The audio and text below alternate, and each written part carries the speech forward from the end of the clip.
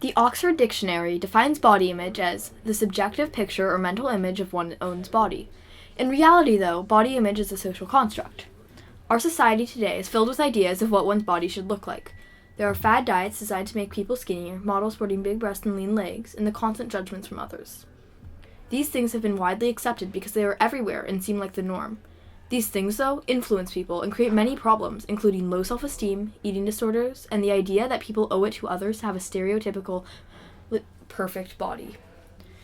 This problem, though widespread by media and other modern inventions, goes back to the beginning of time. Today, we will be focusing on body image in the late 1800s and early 1900s. In this time period, body image was not something most people were aware of, but it was something that had affected everyone. Women were especially affected by body image in this time period, for the patriarchy was even more prevalent then than it is today.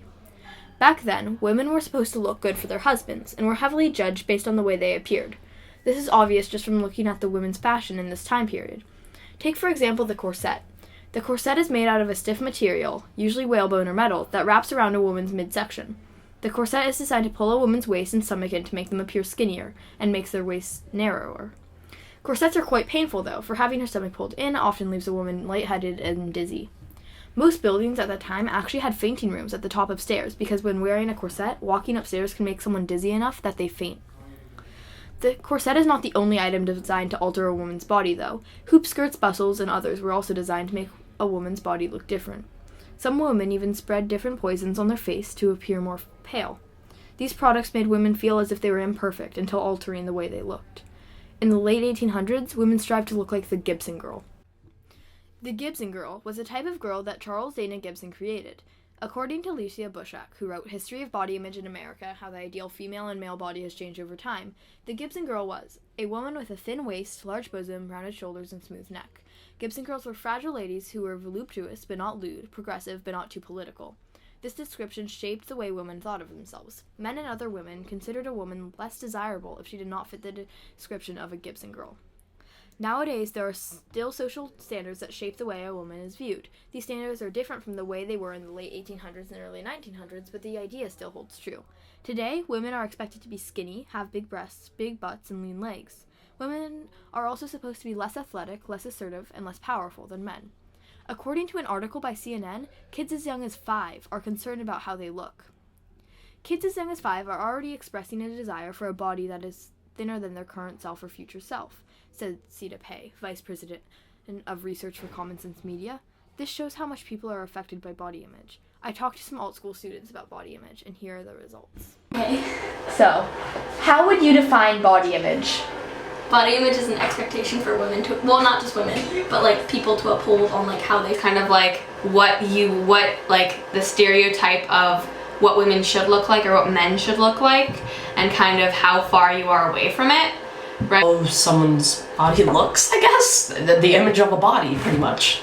I don't know, when girls or boys, it's usually like girls and women, are like kind of judged for like what their body looks like. It defines itself. It's the image you have and other people have of your body.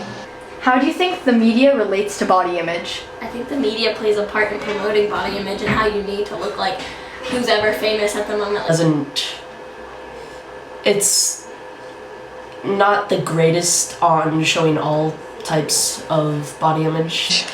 Well, oftentimes it'll show unattainable body images to have just through Photoshop, makeup, and an unhuman exercise regimen. You can be like them too. I feel like the media, like I said earlier, is body image. It is where people get judged. It is where people see how they should be. Well, like, people try to look all nice and all fancy when it comes to like Instagram, for example. They try to look all pitch perfect by doing the makeup tutorials, which I don't know. Yeah.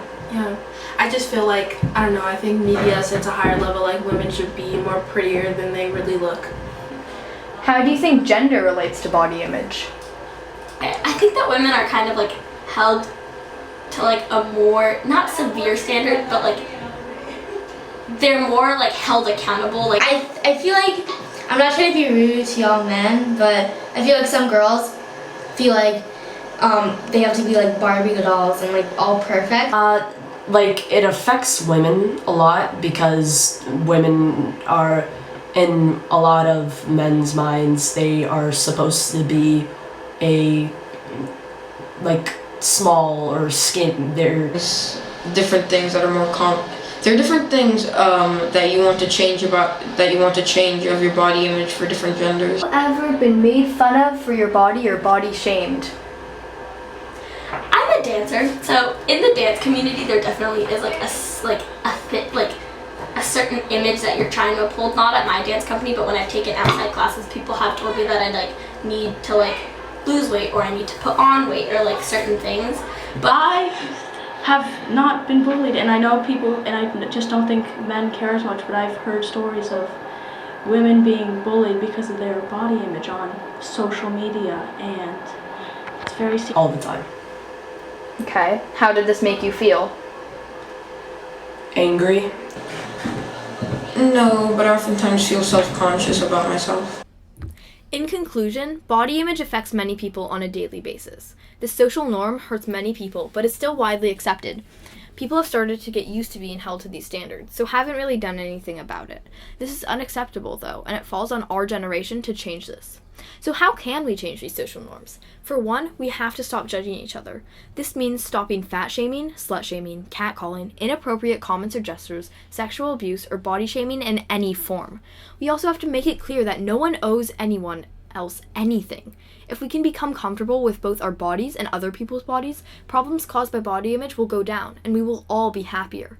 You are beautiful, and don't let anyone make you think different.